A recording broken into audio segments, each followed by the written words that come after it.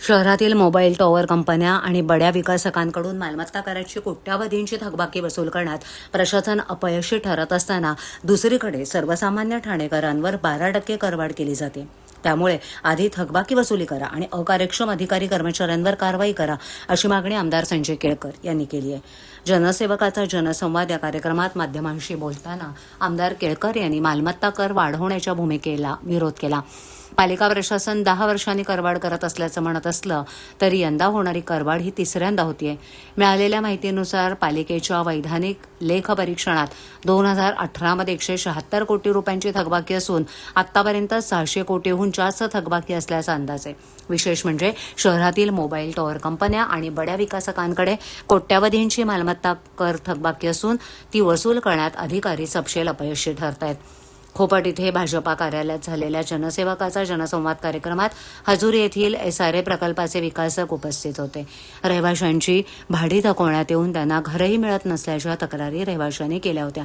याबाबत केळकर यांनी पाठपुरावा केल्यानंतर विकासकांना रहिवाशांच्या इमारतीचं बांधकाम चालू असून त्यांना लवकरच घरं देण्यात येतील असं कबूल केलं।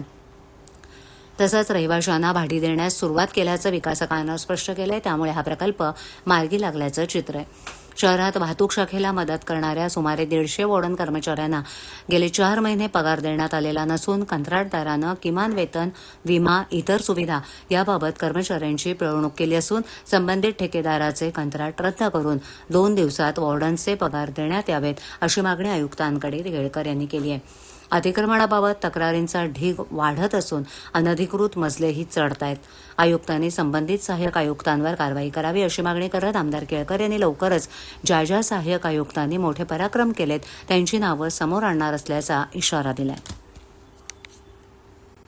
आणि त्या ठिकाणचे विकासक बघा, काही वेळेला ज्या वेळेला आपण समन्वय साधायचा प्रयत्न करतो त्यावेळेला काही समन्वयातून देखील प्रश्न सुटतात आणि ज्या ठिकाणी समन्वय होत नाही किंवा त्याचा काही उपयोग होत नाही त्यावेळेला आपल्याला संघर्ष देखील करून ते प्रश्न सोडवायला लागतात। तर त्या ठिकाणचे विकासकच आले होते आणि त्यांनी सर्व त्यांचा काही प्लान आहे तो समोर ठेवला की आम्ही हे जे 90 लोक राहिलेले आहेत त्यांना जी बिल्डिंग आम्ही आता बांधकाम पूर्ण करतोय त्या ठिकाणी देणार आहोत, त्यांची जी भाडी आहे ती भाडी देखील या येणाऱ्या ठराविक दिवसामध्ये त्यांना देणार आहोत।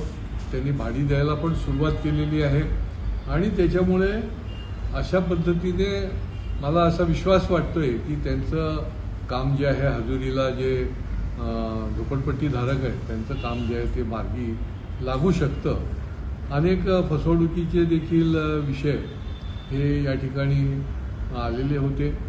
एकाने 23 लाख रुपये दिले एका कंपनीमध्ये की त्या कंपनीच्या माध्यमातून त्यांना काही जास्तीचा इंटरेस्ट मिळेल, सुरुवातीच्या काळात मिळाले, त्याच्यानंतर गेले।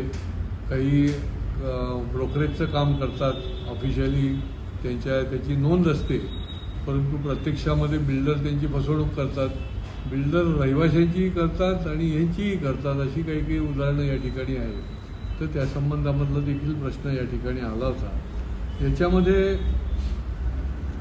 हा जो मालमत्ता कर आहे महापालिकेमध्ये आता तो प्रस्तावित आहे। मालमत्ता करच्या बाबतीमध्ये त्यांनी 12% वाढ सुचवलेली आहे आणि असं दाखवत आहेत की 11 वर्षानंतर वाढ करणार आहोत, परंतु ही वाढ जी आहे ती तिसऱ्यांदा केली जाते। माझा बेसिक प्रश्न आहे महापालिकेला, आता तुम्ही वाढ करायला निघालेत परंतु ते अयोग्यच आहे